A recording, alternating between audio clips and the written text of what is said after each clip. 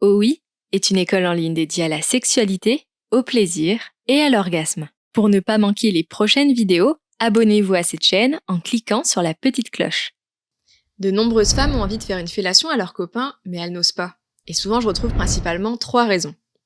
La première, c'est qu'elles ont peur de mal faire, et donc d'être mal jugées. La deuxième raison, c'est parce qu'elles ont eu de mauvaises expériences dans le passé avec cette pratique. Et la troisième, c'est à cause du dégoût, en lien avec le sexe ou avec les fluides. Dans cette vidéo, je vais vous donner 5 conseils pour vous aider à apprivoiser la pratique de la fellation avec respect et douceur. À la fin de cette vidéo, je vous partagerai mon meilleur conseil et les 3 erreurs à ne pas faire. Comme on l'a vu, il arrive que certaines femmes ont un blocage avec la fellation parce qu'à un moment donné, elles ont pu croiser la route d'un homme égocentrique qui les a forcées ou qui a lourdement insisté. Ça fait en sorte qu'elles ont de mauvais souvenirs et leur cœur a pu apprendre que la fellation pouvait être une source de danger, une source d'humiliation puisque leur intégrité physique ou psychologique n'a pas été respectée. Et c'est souvent dans cet apprentissage inconscient implicite, l'apprentissage que la fellation peut être dangereux, que réside le blocage. Donc ici, il convient de distinguer d'un côté la pratique de la fellation en soi et de l'autre côté la mauvaise expérience qu'il y a eu avec un gars dans un contexte passé. Si vous, aujourd'hui, vous avez envie de faire une fellation à votre copain mais que vous avez un blocage, au fond de vous, je pense que vous savez que cette pratique peut être une source de plaisir partagé, de complicité, de joie et de proximité.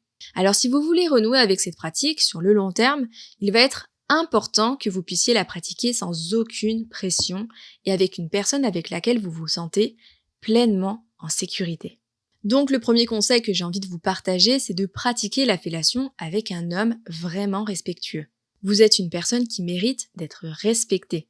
Et si une personne ne vous respecte pas, si elle ne respecte pas vos limites, alors c'est simple, elle ne vous mérite pas. Si vous êtes d'accord avec ça, je vous invite à cliquer sur le bouton j'aime. Vous êtes une personne qui mérite d'être respectée. Dans le passé, vous avez pu tomber sur un homme ou un garçon inexpérimenté, égocentré, mais aujourd'hui les choses ont changé. Vous êtes un peu plus en mesure d'identifier les situations et les personnes de confiance. Et si ce n'est pas le cas, si vous avez du mal à sentir les cons, aucun souci, je vais vous donner des petits trucs, des petits tests que vous pouvez mettre en place pour mieux appréhender à qui vous avez affaire. Une chose intéressante que vous pouvez faire après avoir regardé cette vidéo, c'est de prendre conscience de vos limites, de clarifier avec vous-même ce que vous acceptez et ce que vous n'acceptez pas. Par exemple, êtes-vous à l'aise de faire une fellation sans préservatif ? Si au premier abord la fellation vous dégoûte pour des questions d'hygiène ou à cause des fluides, c'est ok. Vous avez le droit de pratiquer la fellation avec un préservatif si vous vous sentez plus à l'aise avec un préservatif. Je vous rappelle d'ailleurs qu'il est possible d'attraper des infections sexuellement transmissibles avec la fellation, donc si vous ne connaissez pas le statut médical de votre partenaire ou si vous n'êtes pas sûr, protégez-vous. Il est certain que le préservatif va diminuer les sensations de votre partenaire, mais pas d'inquiétude, vous pouvez compenser ce manque de contact en humidifiant abondamment le préservatif qui se trouve sur le sexe de votre partenaire avec votre salive. La troisième chose que je vous conseille, c'est de communiquer ouvertement vos peurs et vos besoins. Si vous avez peur de ne pas être à la hauteur, si vous avez peur d'être forcé ou si vous êtes dégoûté par le sperme, dites-le à votre partenaire. Je sais que ce sujet peut être délicat à aborder, on peut notamment avoir peur de la réaction de l'autre ou de se faire rejeter, mais c'est aussi en parlant de sujets de vulnérabilité, de sujets gênants, qu'on apprend à mieux connaître les personnes que l'on fréquente. Et ainsi, on se rend beaucoup mieux compte si elles nous conviennent ou non. Si votre partenaire vous apprécie et s'il vous respecte, il cherchera à vous rassurer. Il ne vous laissera pas toute seule à être mal dans votre coin.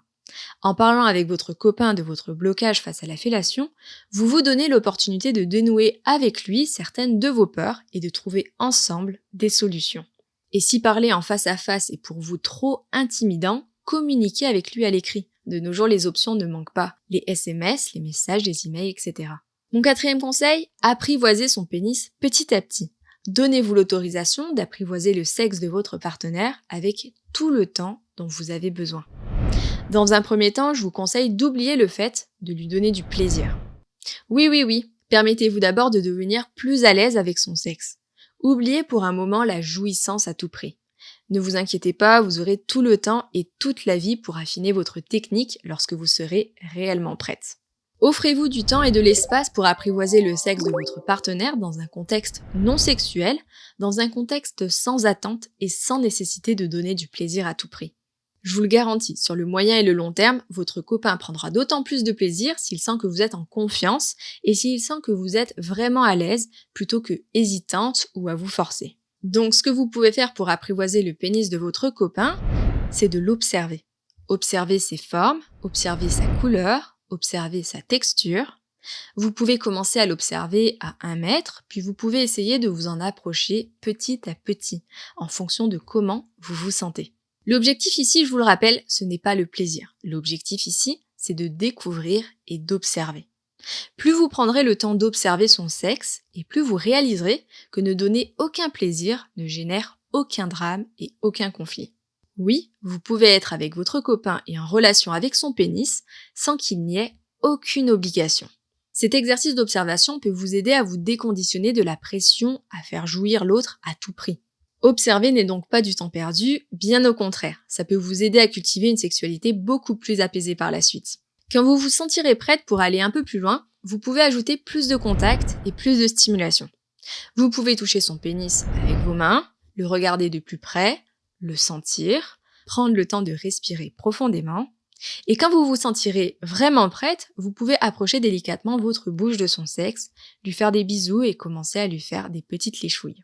Apprivoiser son pénis, étape par étape, et augmenter la proximité progressivement. Si vous avez peur de mal faire, si vous avez peur de ne pas être à la hauteur, si vous n'avez pas beaucoup d'expérience, c'est ok.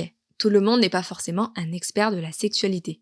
Donnez-vous le droit d'apprendre et donc de faire des erreurs. D'ailleurs, je vais vous donner maintenant les 3 erreurs à ne surtout pas faire. La première, c'est de toucher le pénis de votre partenaire avec vos dents.